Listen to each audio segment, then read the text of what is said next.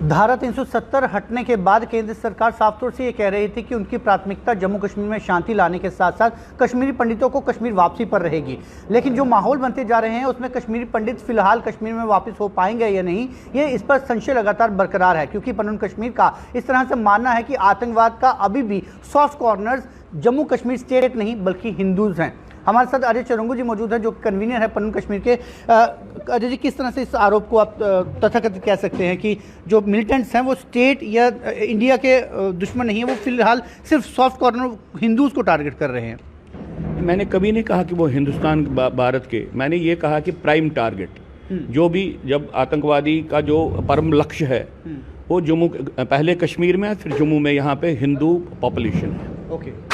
क्योंकि उनका प्रमुख उद्देश्य है कि यहाँ पे जो हिंदू डेमोग्राफी है ये कोलैप्स हो जाए, ये ख़त्म हो जाए। जो 90 का दौर था वैसा ही, 90 के दौर से ही ये वहाँ से शुरुआत हो गई और वो प्रक्रिया कभी बंद नहीं हुई। इसलिए आतंकवाद का उद्घोषित जो लक्ष्य है वो हिंदुओं के खिलाफ है यहाँ पे जम्मू कश्मीर में। ये बात। दूसरी बात, स्टेट का मैंने कहा ये सेकेंडरी टारगेट है, क्योंकि स्टेट के माध्यम से बहुत बार उनको ऐसी पॉलिसीज भी मिलती हैं जहाँ पे ये अंदर पनप सकते हैं। बहुत सी ऐसी बातें हैं, जैसे मान लीजिए पहले भी होता था कि भाई टूरिज्म के नाम से सेपरेटिस्ट लीडर से बात की जाती है, यार कम से कम आप टूरिज्म होने दो, आपको भी फायदा है हमको भी फायदा है, हम दुनिया को बोलेंगे हालात ठीक हो गए, आपको पैसा मिलेगा। इस तरीके की प्रक्रियाएं पहले भी चलती थी, अब भी शायद चलती होंगी। तो तभी मैं कहता हूं कि जो उद्घोषित लक्ष्य है जिहाद का, कस्बा हिंद का, वो हिंदू को ख़त्म करना है।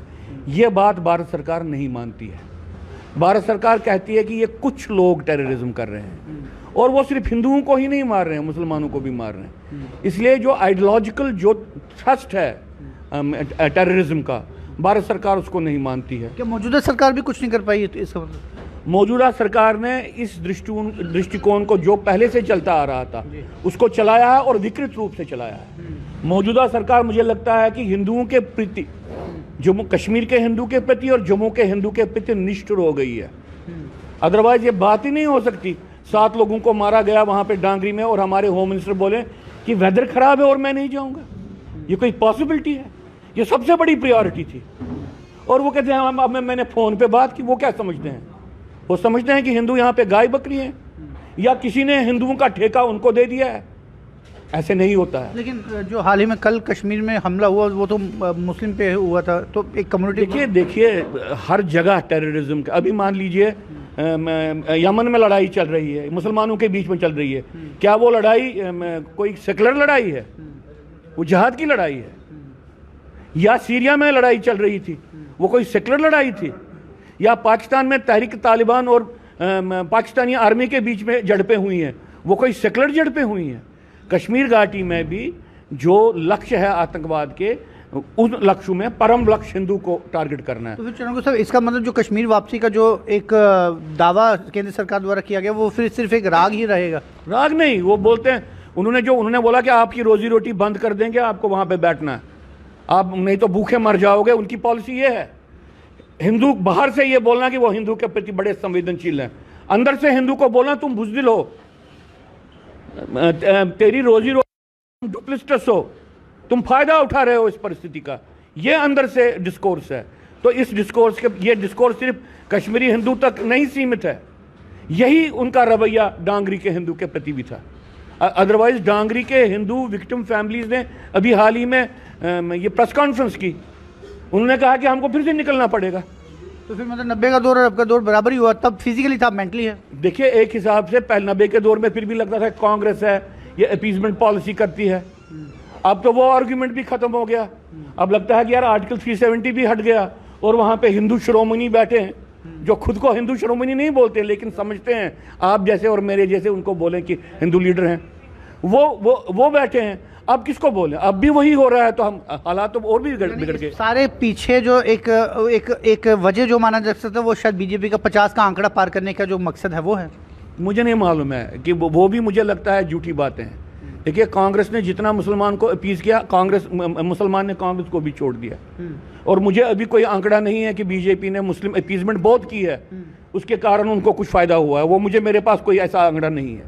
बेसिकली सोच है वो, जो जम्मू कश्मीर में जो ये युद्ध है, इस युद्ध का स्वरूप क्या है, इसकी वैचारिक धरातल क्या है, इसमें कौन इन्वॉल्व है, इसको कैसे ख़त्म किया जा सकता है, वो सोच है वो अमित शाह जी के तत्वदान में हम नहीं बदली। लेकिन चुनगु साहब, जब बीजेपी ने, केंद्र सरकार ने यहाँ से 370 हटाई थी तो एक वजह ये भी बताया था कि यहाँ पर मुस्लिम अपीजमेंट बहुत होती है जितनी भी सरकारें रही हैं। तो अब आ जाके यदि अब की सरकार भी वो चीज़ ख़त्म नहीं कर पा रही तो कहीं ना कहीं एक जम्मू कश्मीर को एक बकरी की तरह ही इस्तेमाल किया जा रहा है कि बाकी ऑल ओवर इंडिया के जो इलेक्शंस है बाकी स्टेट्स के, उन इलेक्शंस के लिए बकरी जो है वो जम्मू कश्मीर को यूज़ किया जाएगा। नहीं, जम्मू कश्मीर के हिंदू को बकरी के रूप में इस्तेमाल किया, जम्मू कश्मीर को इस्तेमाल नहीं किया जा रहा है। जम्मू कश्मीर के हिंदू को, कश्मीर के हिंदू को और जम्मू के हिंदू को एज ए सैंड बैग इस्तेमाल किया जा रहा है, एज ए गिनी पिग इस्तेमाल किया जाता है। जो एक्सपेरिमेंट के लिए होते हैं ना जानवर, उसके हिसाब से इस्तेमाल किया जाता है। देखिए, अगर कल को टूरिस्ट पे हमला होता है, भारत सरकार क्या बोलेगी, देखो जी हम शांति चाहते थे, पाकिस्तान ने क्या किया। बिल्कुल। और अगर वहां पे हमला नहीं होता, बोलेंगे देखो जी हम जीत रहे हैं। दोनों साइड से अपने ही लोगों को खतरे में धकेल के, झूठ बोल के कि हालात बहुत नॉर्मल है, आप दोनों साइड से जीतना चाहते हो, इस तरीके की विकृत मानसिकता है। अब इसका आपको लगता है कि केंद्र सरकार को आने वाले चुनावों में कुछ इसका फायदा होने वाला है, या चुनाव बीजेपी भी जान चुकी है कि अब यहाँ पे चुनाव कराने का कोई फायदा नहीं, ये वजह है कि JKUT में गवर्नर राज जो भी और आगे चलने वाला है? देखिए, ये इलेक्टोरल विषय आप कभी और ले लीजिए। मैं इतना ही आपको कहूँगा कि ये बातें हमने की, they are matters of life and death, ये इलेक्टोरल बातें नहीं है। और हमारा गिला बीजेपी से यही है कि हमको लगता था कि ये इलेक्टोरल विषयों को अलग रखेंगे और सर्वाइवल बैटल की प्रोसेस को अलग रखेंगे, लेकिन इन्होंने सर्वाइवल बैटल को पॉलिटिसाइज किया। लेकिन क्या जो JKUT सरकार है उनकी तरफ से वो तो ताउन आपको मिल रहा था जो आप उम्मीद करते थे कि अब गवर्नर राज आया है या कुछ इस तरह की चीज़ें होंगी जिसमें लगेगा कि कश्मीरी पंडितों को वापस उनको जो चाहिए वो दिया जा सकता है? मैं सवाल ये करूंगा कि अगर ये मनोज सिन्हा ये समझेंगे कि हाँ कश्मीर घाटी में हिंदू को खतरा है और उसको रिलोकेट करना चाहेगा, अब मान लीजिए एक मिनट के लिए, क्या होम मिनिस्टर साहब इसको मानेंगे? नेशनल सिक्योरिटी एडवाइजर इसको मानेंगे? क्योंकि उन्होंने कोशिश तो की ना कि मंदिरों की जमीन को निशानदेही करने के लिए उन्होंने कहा। वो तो अब बोलते हैं कि हम शारदा का ये भी करेंगे, हम जाएंगे यात्रा। खंडित मंदिर की यात्रा नहीं होती है। आपने कभी सुना है किसी खंडित मंदिर की यात्रा होती है? लेकिन ये बोल रहे हैं कि हम जाएंगे। वो किस लिए बोल रहे हैं? ये आप और मेरे को बुद्धू बनाने के लिए बोल रहे हैं। करें, अगर यात्रा हो जाए हम तो प्रणाम करेंगे देवी को, लेकिन उससे फर्क क्या पड़ेगा? उससे कुछ फर्क नहीं पड़ेगा। बहुत शुक्रिया। ये थे अजय चुरंगू जी। और साथ उसके इनका कहना ये है कि दुनिया और जनता बेवकूफ़ नहीं है। यदि सिर्फ ये एक इंप्रेशन देने की कोशिश की जा रही है कि केंद्र सरकार द्वारा कि जम्मू कश्मीर में सब हालात ठीक होंगे, तो वो सामने नज़र आ रहा है कि आतंकवाद के लिए सीधा एक जो स्केपगोट है वो सिर्फ हिंदूज़ हैं। और इसको लेकर केंद्र सरकार को भी ये विषय जानना चाहिए कि जब वो ये कहते हैं कि 1990 वाली तस्वीर वो बदलना चाहते हैं, तो मौजूदा समय में भी हालात 90 जैसे ही हैं। बस उस समय फिजिकल जो सिनेरियो बना हुआ था वो इस समय मेंटली सिनेरियो जो है वो कश्मीर पंडितों के लिए ज़रूर बना हुआ है। फिलहाल आप जुड़ रही है जमुना के साथ। तो करें आप।